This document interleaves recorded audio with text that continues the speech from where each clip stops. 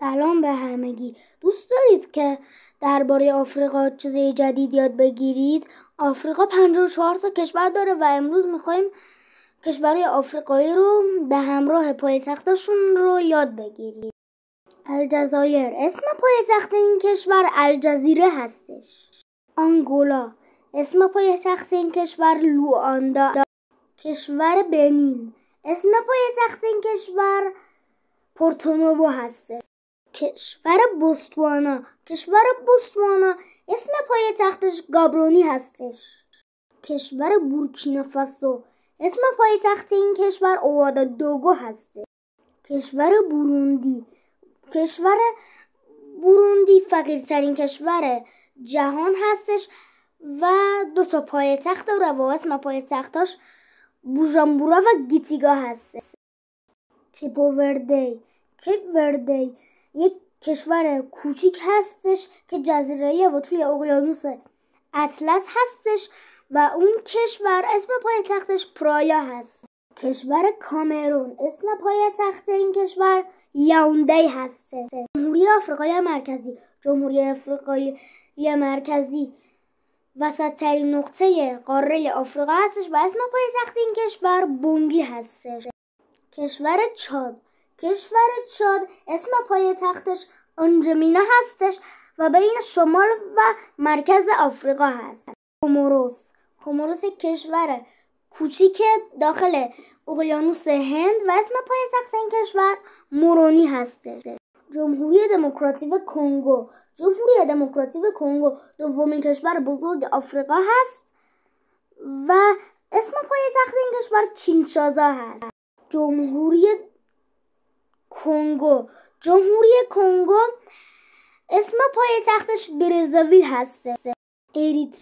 اریتره با دریای سرخ مرز داره و اسم پایتختش اسمارا هستش. جیبوتی با خلیج عدن مرز داره، اسم پایتختش جیبوتی هست.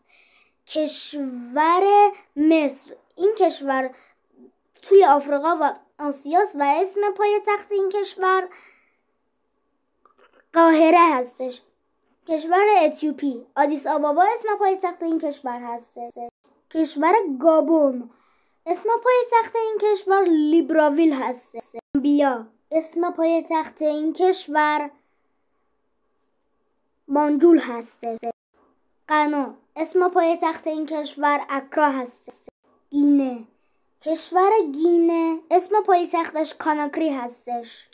گینه بیساو، اسم پایتخت این کشور بیساو هستش. کشور کنیا، نایروبی اسم پایتخت این کشور هستش و این کشور با اقیانوس هند مرز داره.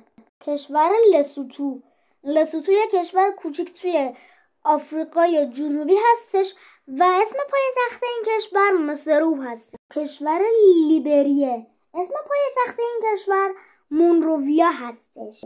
لیبی، اسم پایتخت این کشور ترابلوس هستش.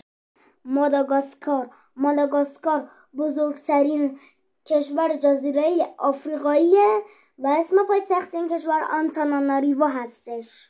کشور مالاوی اسم پایتختش لینلانگوی هست. کشور مالی، اسم پایتخت این کشور باماکو هستش.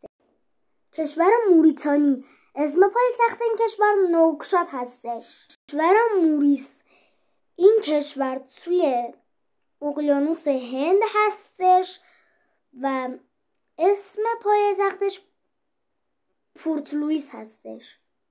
مراکش، اسم پایتخت این کشور رباط هست. موزامبیک، اسم پایتخت این کشور ماپوتو هستش. کشور نامابیا، اسم پایتخت این کشور ویندهوک هستش. کشور نیجر، اسم پایتخت این کشور نیامی هستش. نیجریه، اسم پایتخت این کشور ابیجا هستش. کشور رواندا، اسم پایتخت این کشور کیگالی هستش. سائوتومه و پرنسیپ، کشور سائوتومه و پرنسیپ یک کشور کوچیک توی خلیج گینه هستش و اسم پایتخت این کشور سائوتومه هستش.